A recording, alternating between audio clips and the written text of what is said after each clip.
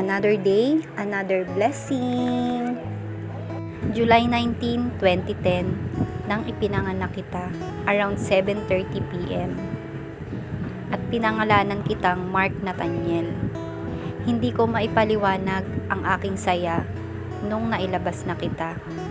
Sa totoo lang, lagi ko talagang ipinagdadasal na hari nawa, babae ang unang maging anak ko. Pero dahil ikaw ang binigay ni Lord, ay buong puso kitang tinanggap. Mahal na mahal kita, Mark Nathaniel.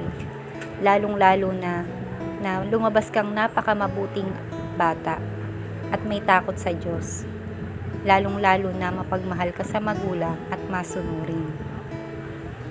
Hindi ko alam kung paano sisimulan dahil hindi din namin ine-expect na magkakaroon kami ng maagang anak. Pero dahil nandito ka na, buong puso kitang niyayakap at sinabi ko sa sarili ko na mamahalin kita at pangangalagaan hanggat kaya ko. Napakalaking tulong sa akin ng lolo't lola mo dahil sila ang unang nag-provide ng mga pangangailangan natin nung mga panahong wala pang trabaho ang mga magulang mo. Masayang masaya ko dahil napalaki ka namin ng mabuti at matinong bata. Ang tanging hiling ko lang sa iyo ay patuloy kang mag-aral mabuti at kilalanin mo palagi ang Diyos. Maging mabuti ka sa lahat ng tao, maging mapagbigay, at huwag kang magdamot kapag ikaw ay binless ni Lord ng sobra-sobra. Hari nawa, pagpatuloy mo lang kung ano yung nasimulan mo. Susuportahan ka namin sa lahat ng gusto mo basta't ito'y makakabuti sa'yo. Ngayong nabigyan ka na namin ng kapatid, ay sana alagaan mo din siya katulad ng pag-aalaga namin sa'yo.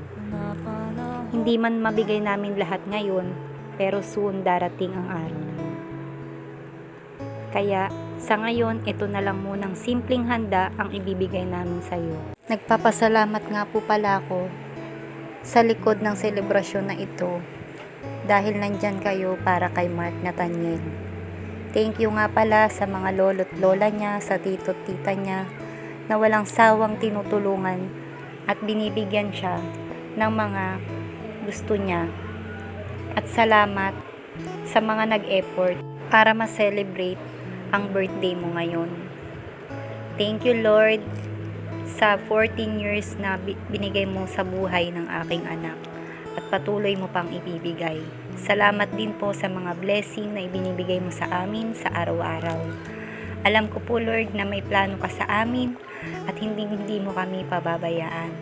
Patuloy kaming magsisikap at patuloy kaming magdadasal na hari nawa ibigay mo na sa amin ang para sa amin. Thank you, Lord. Thank you, Lord. Hindi kami magsasawang humingi at humiling sa iyo, Panginoon. Dahil alam ko po, Lord, na andyan lang kayo palagi para sa amin. Salamat po sa lahat ng mga bumate. God bless. I love you, anak ko. Mark Nathaniel.